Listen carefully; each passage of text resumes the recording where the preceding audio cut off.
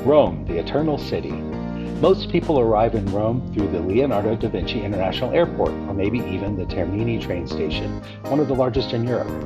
Our journey to Rome was a little different, walking from Aigle, Switzerland, over the Great St. Bernard Pass, and through more than 500 miles of Italy on the ancient Via Francigena pilgrimage route before finding ourselves in the spiritual heart of the City of Seven Hills, St. Peter's Square in the Vatican. We'll have more on the Vatican later, but first, let's finish that intro. Take an adventure, take an adventure, take an adventure with us. Hi, I'm Brian. I'm Michelle. And we are cruising with the Colemans, and we have made it to Rome. Oh my gosh, we've made it. So Rome is, well, first of all, if you don't know, we're in the Colosseum right now, one of the most famous attractions and one of the icons of the city of Rome. But Rome, the Eternal City, I think it could be called that because it would take you an eternity to see everything that this city has to offer. But as you know, we're going to show you Rome in 48 hours. Now, we were here for 4 days, but we're going to give you the highlights, and there's no way you could cram everything we're going to show you into 2 days in Rome. It just wouldn't be possible. First of all, you'd be exhausted. But here's some things that you could pick from your menu of what to see while you're here. Have fun. No matter which option you choose on our menu of things to do in your 48 hours in Rome, one of the things we highly recommend is the Omnia Pass. So tell us about it. So there's 2 different passes to visit attractions in Rome. One is the Roma Pass, the other is the Omnia Pass. They both offer 1-day or 3-day options, and the Roma Pass includes things like the Colosseum and many of the civic sites around town. The Omnia Pass includes all of the Vaticans, the Vatican Museum, the Sistine Chapel here at St. John's. So all of those items are included in that, and it includes a Roma Pass. I think our Omnia Pass for 2 3-day passes was about 240, 260 euro. I'll have to put that down below. But we've been on all the buses, we've been in everything for that one price, and we paid for that price a while ago. Now you do have to make the reservations still. You still have to make your reservations for things like the Sistine Chapel and the museum. Those are timed entries. The Colosseum is a timed entry that you can only do 30 days in advance. The Lateran complex here, it says you have to reserve a ticket, but you don't. You can actually just walk in. And as you can see right now, we're the only people in the cloister. It's really nice. It's also the afternoon, and most people are taking a break from the heat. But no matter what time of year you come, I think it's a really nice option because, one, we don't have to worry about the tick of money going out. We've paid the one price, it's done, and it gives us an itinerary of things we want to do. So it's something we recommend, even if you only pick it for one of your days. One thing to remember about churches in Rome is that entry into every church in Rome is free by order of the Vatican. Sometimes there will be people in a suit standing at the door to a church collecting money, telling you need to pay to enter. They are actually con artists who are there to scam you. So you do not have to pay to enter any church. We've been lucky. We have not seen anybody We have do not. that. However, once you're in the church, you may have to pay extra to visit certain areas, such as the Museum of the Treasury. Here, the cloister is an extra entry fee, but the church itself is free. We got to see what that was in our Omnia Pass, though. Right. No, the church is free. The church is free, but The Omnia Pass included the cloister and the museum. yeah, so great deal. St. John's was the seat of the papistry before the popes were exiled to Reims. And then when they returned to Rome, they moved to St. Peter's Basilica. The Sacra Sacrum and the Holy Stairs are one of the most holy sites in all of Christianity, and especially one of the most holy sites here in Rome. The stairs were actually brought here by Queen Helen, St. Helen, who was Constantine's mother.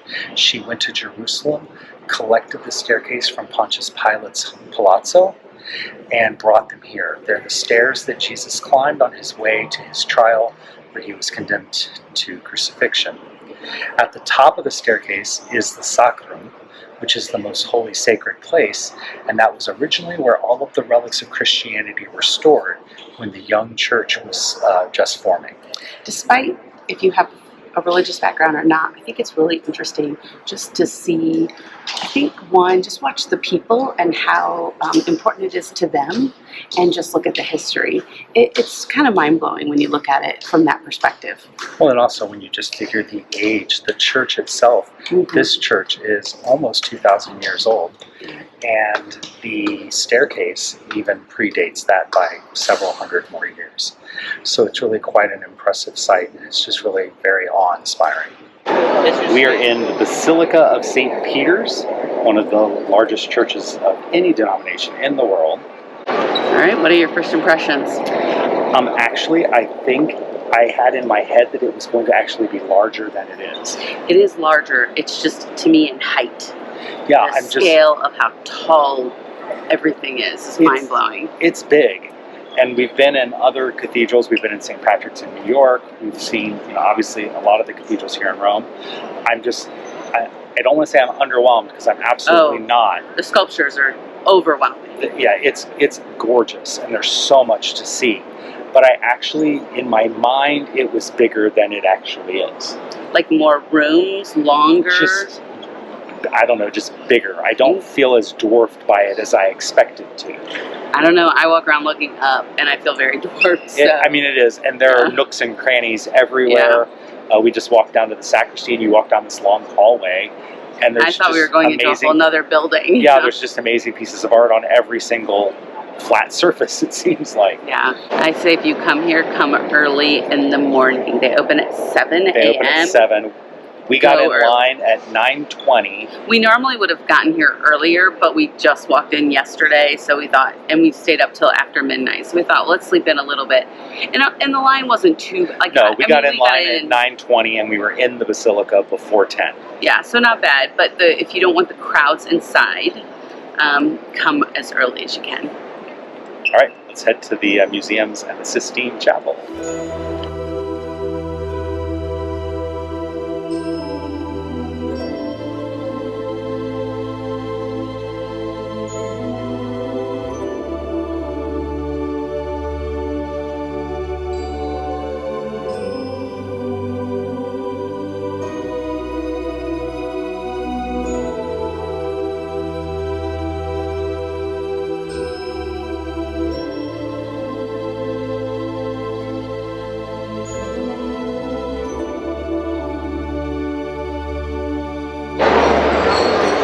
We are in the Vatican museums. Getting in is a little hectic and crowded and confusing, but we made it. Have an online ticket, it'll save you time. Oh man, the online tickets definitely, the skip the line, definitely advantage. But then you gotta find a map, and that seems to be a bit complicated. Yeah, the whole thing is just a little complicated. You know what the biggest complication is? Making your way around tour guides. Yes, but we are going right to the big one. We're heading straight for the Sistine Chapel because we know it's only going to get more crowded as the day goes on. So that's where we're going to start.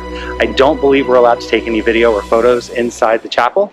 So if you want to see that, image up. Yeah, you'll have to do some Creative Commons images. Otherwise, you have to Google that one yourself.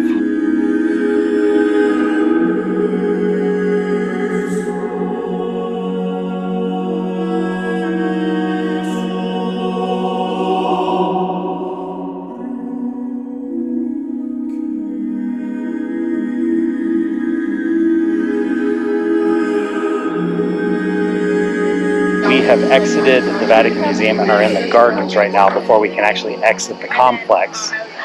It says exit like 20 times. So we only spent about an hour, maybe an hour and a half in the Vatican Museum. Michelle, thoughts? I don't do crowds, and this is Disney World on steroids. This is crowds. Disney World on Christmas Day steroids. Yeah, it is really wall-to-wall people, and everyone is wet with sweat. But let's not talk about that. Let's talk about the museum itself. It is vast. Yes, you can't even find all the rooms. It is. You could spend a week here and probably still not see everything, even if the place was empty and you had it to yourself. Yeah. And it's not like any other museum I've ever seen. Oh gosh. Where normally a museum, it's a gallery, there's paintings hanging on the wall, there's a little plaque next to the painting telling you who painted it, when they painted it, maybe a little bit of information about it. There's hardly ever descriptions of what you're seeing. No, you have to get the audio guide for that. You have to have an audio guide or a booklet, which we did not choose to do. And but it's just the walls, the building is the museum. Most of the art that we were seeing is just painted permanently on the wall. Or sculptures right in front of the wall. Sculptures. There were several galleries of ancient art from other places in the world that the church has collected and brought here. Well, and then you go through like the map room, so everything, and you've got the tapestries. And some of those were labeled. A lot of the ancient art that was from other places was labeled, but it's just a lot. It is a lot to take in.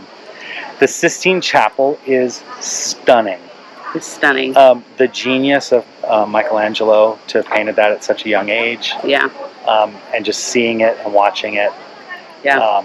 And again, they did not allow photos in that room, and it was well worth the Though I like crowd to see to that. see. I like to see that someone else is cell phone police versus us teachers.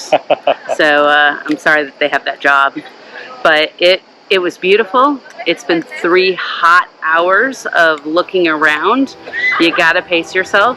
And right now, we're gonna go find some food.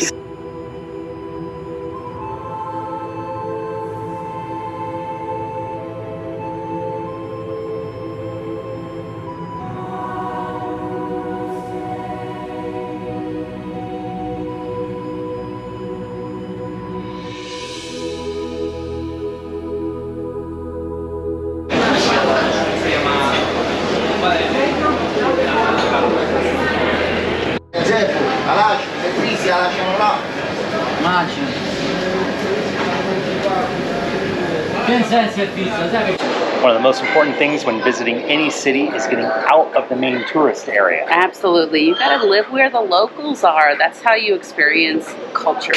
So here in the market, which is starting to shut down because lunchtime is over, you can get anything you might be interested in, from lunch to fresh food to take home and cook, house products, I got clothing, a couple dresses. It's an exciting day. flowers, all kinds of things. Maybe sometime soon I won't be wearing my pilgrim clothes. But anyway, get out of the market, get out of the tourist area and see what you can see.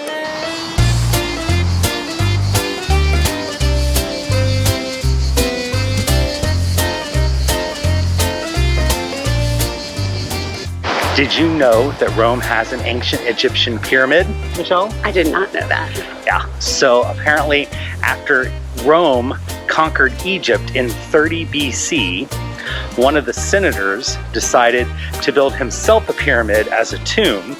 So this tomb was built for Senator Circulus, I think his name was, and it was built in 12 BC.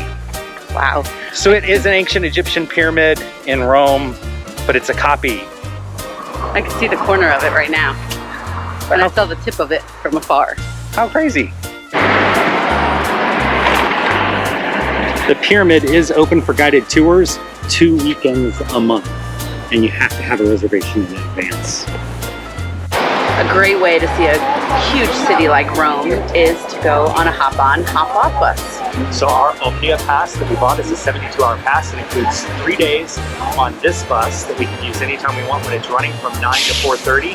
And it includes 3 days on all of Rome's city transportation, which includes buses, trains, trams, and the subway, except to the airport. And if it's a hot day like today, give you a nice breeze if you sit on the upper deck. And we can see everything from up high. Yes.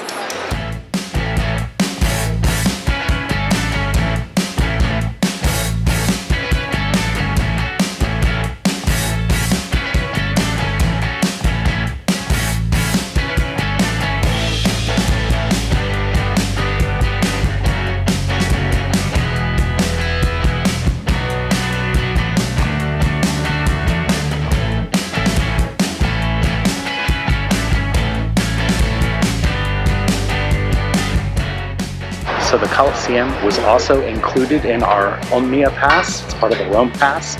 You do have to make your reservations to come in, and they're only available 30 days in advance. I logged in on the day our tickets, the day we wanted to attend, became available, and got us the earliest reservations I could, which was 9:20 a.m. We start at 9 a.m. And you definitely want to be here as soon as you can in the day. 1, to beat the heat. 2, to beat the crowds, most importantly. Well, even if you're not coming during the heat, a season when it's hot, you want to come because around here early because there's so much in this area. And then once you leave this area, you're going to want the nightlife in the other plazas. Next up, we are taking a secret food tour. If you've never been to Italy and you're like, I need to know what Italian food is all about, from the Italians. And don't think it's going to be like what you get at your local Italian restaurant. It is so not. It's so much better. But I think this is, if you've got the time, it's a really good opportunity to experience the food and hear the stories. And we love secret food tours. They're in 60 cities around the world, and they always do a great job.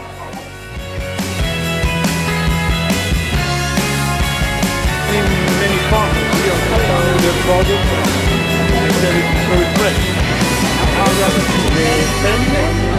They've been running the place for over 100 years. They are under the fourth generation of the fourth.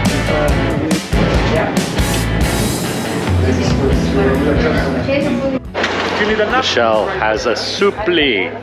Soupli, which is basically surprise. It's risotto with never know. tomatoes, basil, and mozzarella cheese, deep fried. It's always good. Always good.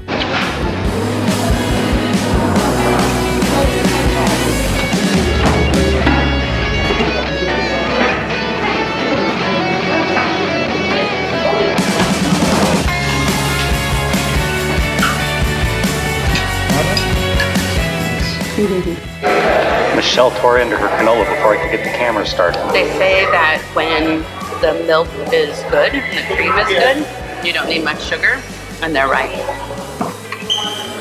You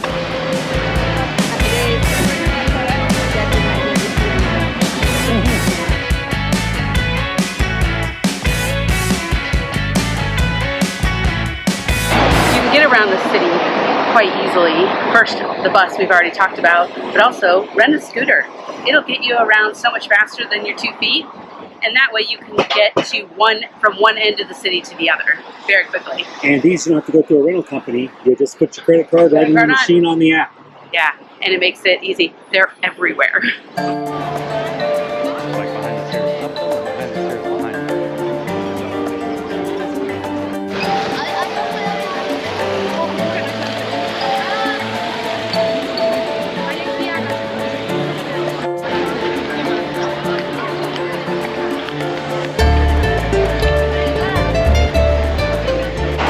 Behind me right now is the Campidoglio, which is a plaza designed by Michelangelo, including the staircase for one of the city buildings here in Rome. And he wanted to show that the city, the secular, was just as important as the sacred.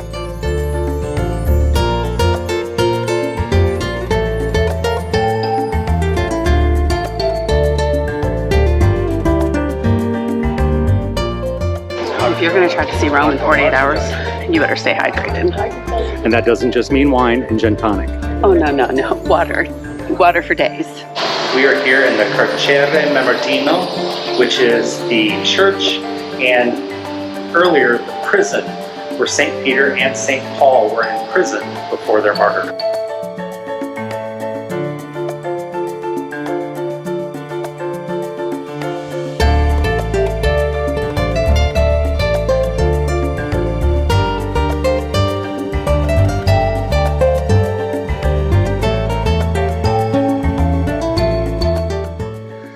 So this room is the prison cell where criminals and enemies of the Roman Republic would be held. And legend has it, St. Peter and St. Paul were both imprisoned here.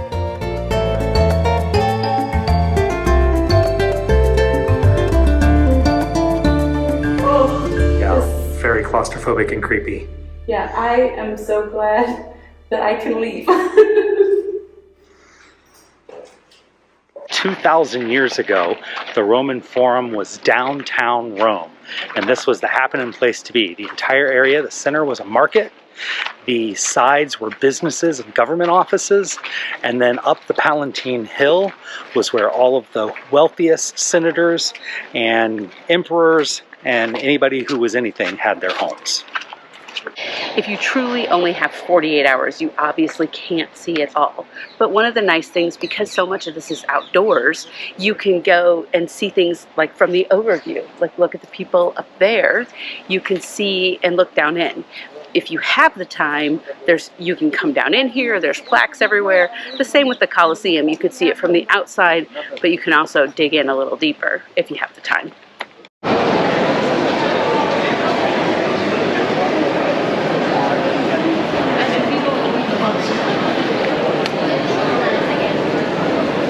We are right now in the Pantheon, which is the only ancient Roman building still used today for its intended purpose.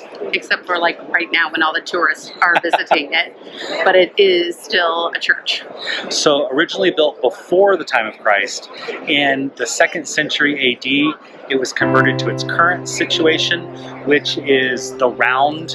It's the largest masonry dome in the world, and it's a single piece of poured concrete 1800 years ago. Incredible thought. Yeah, it's gorgeous. The one thing you do need to know if you're going in any churches in this area is you have to make sure your shoulders are covered, and sometimes in the Vatican you have to have something on below your knees. They're not so strict on the shorts, they are more strict on the shoulders. Definitely so. So keep that in mind. There's people are selling scarves everywhere, but if you've got your favorite, bring it with you. And that's for men and for women. Rome is a magical place at night. As the temperatures cool, the city comes alive with tourists and locals alike out to socialize with old friends or to meet new ones. Many just come out for their evening passeggiata, a leisurely stroll along the river or through the public squares before dinner. While we could never manage to explore everything that Rome has to offer, we know that we will return again someday to dive deeper into La Dolce Vita, the sweet life of Roman food, wine, history, and culture.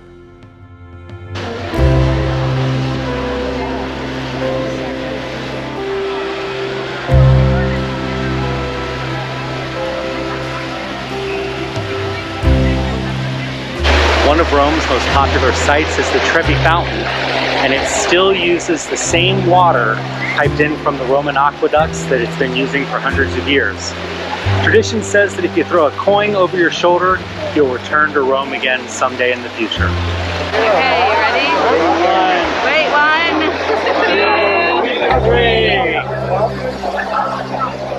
That means we're coming back, Rome. You're not done with us yet.